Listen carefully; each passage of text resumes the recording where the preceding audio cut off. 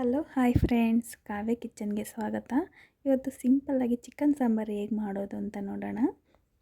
ಒಂದು ಕುಕ್ಕರ್ ತಗೊಂಡೆ. ಕುಕ್ಕರ್ ಬಿಸಿ ಆದಮೇಲೆ ಎಣ್ಣೆ ಹಾಕ್ಕೊಂಡು ಸ್ವಲ್ಪ ಬಿಸಿ ಆದಮೇಲೆ ಒಂದು ಈರುಳ್ಳಿ ಕಟ್ ಮಾಡಿ ಇಟ್ಕೊಂಡಿದ್ದೆ.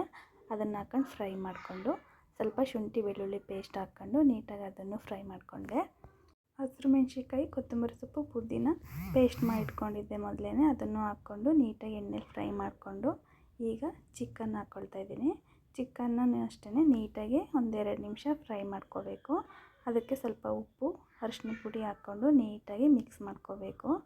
ಮಿಕ್ಸ್ ಮಾಡಿಕೊಂಡು ಅದನ್ನು ಸ್ವಲ್ಪ ಹೊತ್ತು ಮುಚ್ಚಳ ಮುಚ್ಚಿ ಬೇಯೋದಕ್ಕೆ ಬಿಡಬೇಕು. ಅಷ್ಟರಲ್ಲಿ ಸ್ವಲ್ಪ ಖಾರ ರುಬ್ಕೊಳ್ಳೋಣ ಅಂತ ಒಂದು ಮಿಕ್ಸಿ ಜಾರ್ ತಗೊಂಡೆ. ಆ ಮಿಕ್ಸಿ ಜಾರ್ಗೆ ಒಂದು ಈರುಳ್ಳಿ, ಒಂದು ಟೊಮೊಟೊ ಕಟ್ ಮಾಡಿ ಇಟ್ಕೊಂಡಿದ್ದೆ, ಅದನ್ನು ಹಾಕ್ಕೊಂಡೆ. ಒಂದು ಸ್ಪೂನ್ ಖಾರದ ಪೌಡ್ರು, ಒಂದು ಸ್ಪೂನು ಸಾಂಬಾರು ಪೌಡ್ರು, ಸ್ವಲ್ಪ ಕೊತ್ತಂಬರಿ ಸೊಪ್ಪು, ಒಂದು ಅರ್ಧ ಭಾಗ ತೆಂಗಿನ ತುರಿ ತುರ್ಕೊಂಡು ಇಟ್ಕೊಂಡಿದ್ದೆ ಮುಂಚೆನೇ ಹಾಕ್ಕೊಂಡೆ. ಈಗ ಸ್ವಲ್ಪ ನೀರು ಹಾಕ್ಕೊಬಿಟ್ಟು ಮಿಕ್ಸಿ ಮಾಡಿಕೊಂಡೆ. ನಾವು ಖಾರಕ್ಕಷ್ಟು ಮಸಾಲೆನ ಹಾಕ್ಕೊಳ್ಳೋದಿಲ್ಲ, ಏಕೆಂದರೆ ನಾವು ಸಾಂಬಾರು ಪುಡಿ ಮಾಡಿಸ್ಬೇಕಾದ್ರೇ ಎಲ್ಲ ಮಸಾಲೆಗಳನ್ನ ಹಾಕ್ಬಿಟ್ಟು ಮಾಡಿಸಿರ್ತೀವಿ. ನೋಡಿ, ಚಿಕನ್ ತುಂಬ ಚೆನ್ನಾಗಿ ನೀರೆಲ್ಲ ಬಿಟ್ಕೊಂಡಿದೆ. ಈಗ ರುಬ್ಕೊಂಡು ಇಟ್ಕೊಂಡಿದ್ವಲ್ಲ, ಆ ಖಾರನ ಹಾಕ್ಕೊಂಡು ಅದಕ್ಕೆ ಸ್ವಲ್ಪ ನೀರನ್ನ ಸೇರಿಸ್ಕೊಂಡು ಮಿಕ್ಸ್ ಮಾಡಿಕೊಂಡೆ.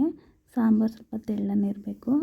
ಈಗ ರುಚಿಗೆ ಸ್ವಲ್ಪ ಉಪ್ಪು ಹಾಕ್ಕೊಂಡು ನೀಟಾಗಿ ಒಂದೆರಡು ನಿಮಿಷ ಕುದಿಸ್ಕೊಂಡಾದ್ಮೇಲೆ ಕೊನೆಯದಾಗಿ ಮೊಟ್ಟೆ ಮತ್ತು ಲಿವರ್ ಇಟ್ಕೊಂಡಿದ್ದೆ, ಅದನ್ನು ಸೇರಿಸ್ಕೊಂಡು ಈಗ ಮುಚ್ಚಳ ಮುಚ್ತಾಯಿದ್ದೀನಿ.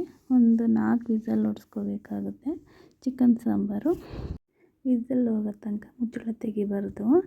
ನೋಡಿ, ಸಾಂಬಾರು ನೀಟಾಗಿ ಚೆನ್ನಾಗಿ ಚಿಕನ್ ಎಲ್ಲ ಬೆಂದಿದೆ. ಚಿಕನ್ ಸಾಂಬಾರು ರೆಡಿ ಆಯಿತು. ಇವತ್ತಿನ ವಿಡಿಯೋ ನಿಮ್ಗೆ ಇಷ್ಟ ಆಗಿದ್ದರೆ ಒಂದು ಲೈಕ್